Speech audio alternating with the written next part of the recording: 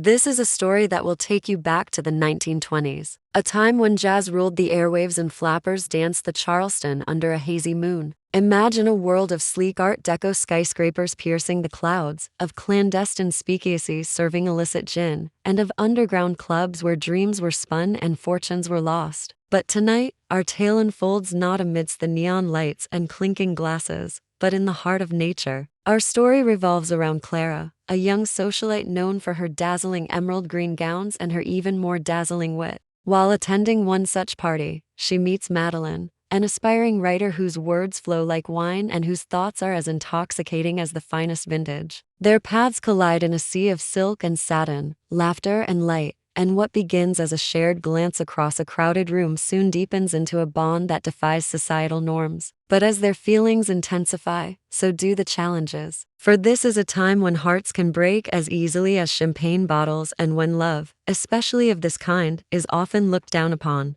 As their connection deepens, their world becomes a whirlwind of stolen moments and hidden rendezvous. Theirs is a love story that unfolds in the shadows, where whispers can betray and secrets have the power to shatter lives. Amidst the clink of glasses and the murmur of conversations, Clara and Madeline navigate the treacherous waters of a society that threatens to pull them apart. Will their love withstand the test of time and societal pressure? Or will it wither away like a delicate flower crushed underfoot? Join me as we delve into the life of these two women whose love story is set against the backdrop of a roaring era, where dreams are made and broken, and where the choices they make will echo through the ages. This is their story. The full moon cast an ethereal glow over the tranquil lake, its surface shimmering like a sheet of liquid silver. In the distance, the soft strains of a piano floated across the water, mingling with the sweet melodies of a saxophone. It was a scene of perfect solitude, a moment of quiet beauty that beckoned with promises of tranquility. Yet for Clara and Madeline, this idyllic setting held a different kind of magic. It was here, amidst the whispering reeds and the gentle lapping of water against the shore, that they had chosen to meet. Clara arrived first, her emerald green gown shimmering like moonlight on water. Her arrival was heralded by the rustle of silk and the soft click of her heels on the stone path. Madeline soon joined her, her figure slender and graceful as she moved towards Clara, a bouquet of white roses clutched in her hands. The roses, symbols of their undying love and devotion, were a testament to the bond they shared. As they embraced, the scent of roses mingled with the fragrance of night-blooming jasmine, creating an intoxicating aroma that hung heavy in the air. They sat on a nearby stone bench, their figures merging into the shadows, their silhouettes outlined against the soft moonlight. The piano music swelled, then receded, leaving only the sound of their hushed voices and the croaking of frogs from the lake. "I brought these for you," Madeline said, offering the roses to Clara. "They reminded me of you, strong yet beautiful," and with a heart that never ceases to amaze, Clara took the roses, her fingers brushing against Madeline's. The touch sent a shiver down her spine, a sensation she had come to both cherish and fear. Each meeting was a stolen moment, a secret tryst that nourished their love but threatened their very existence. "Thank you," she whispered, her voice husky with emotion. "You always know how to touch my heart." As the night deepened, their conversation flowed like the gentle stream nearby. They spoke of their dreams, their fears, and the love that bound them together. With each shared secret,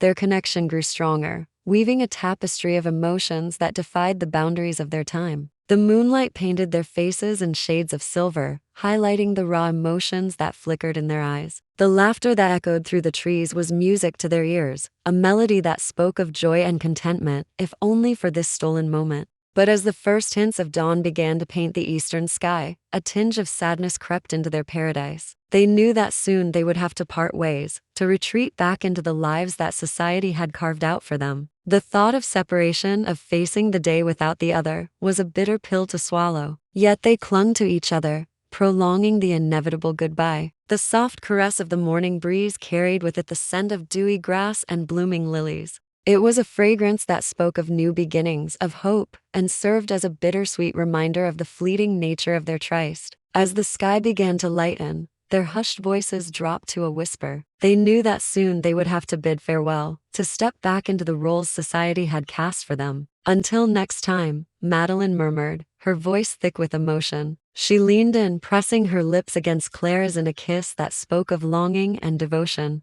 The kiss was soft, tender, a silent promise of love that echoed in the stillness of the morning. When they finally pulled away, the sun had begun to rise, casting long shadows across the lawn. With a final lingering look, they knew that their moments of stolen bliss would continue, nurtured by the unwavering bond of their love. But for now, it was time to say goodbye. The mansion loomed in the distance, a silent sentinel guarding their shared secret. Days turned into weeks, each day stretching into an eternity for Clara and Madeline. They navigated their separate lives, meeting secretly whenever they could steal moments away from the prying eyes of the world. Their love, nurtured by stolen glances and secret rendezvous, grew deeper with each passing day. Yet the looming threat of exposure hung over them, a dark cloud on the horizon. One evening, as the sun dipped below the horizon, bathing the sky in hues of orange and purple, Clara found herself in the Art Nouveau drawing room of her mansion.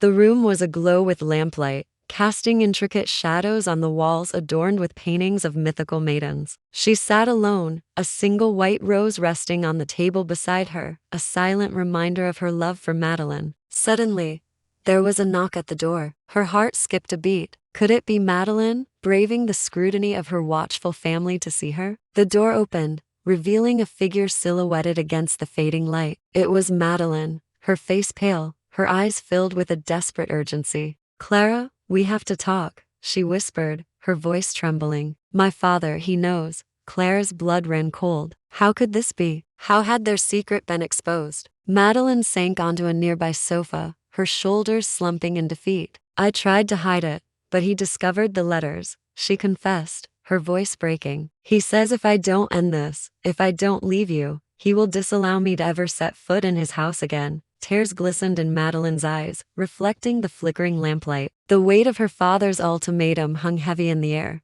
Clara, her heart aching for Madeline, reached out, taking her hands in hers. "Don't cry," she said, her voice firm with resolve. "We will find a way. We have each other, and that is all that matters." As the night deepened, they talked in hushed tones, their whispers echoing in the cavernous room. They discussed their options, weighing the risks and consequences of each. The knowledge that their stolen moments might soon be over spurred them into action. In the days that followed, they made plans, devised strategies to outmaneuver those who sought to keep them apart. They were young, their love fierce, and they refused to be deterred. The threat of separation only served to strengthen their bond, making their love a fortress against the storms that raged around them. And so their story continued, a testament to the enduring power of love in a world that often tries to keep it in chains. The mansion stood silently, a witness to their undying devotion. For within its walls, two hearts had found solace in each other, proving that true love knows no bounds. If you liked this story, please leave us a comment. Your feedback is very important to us. Also, don't forget to subscribe to receive notifications about our new stories.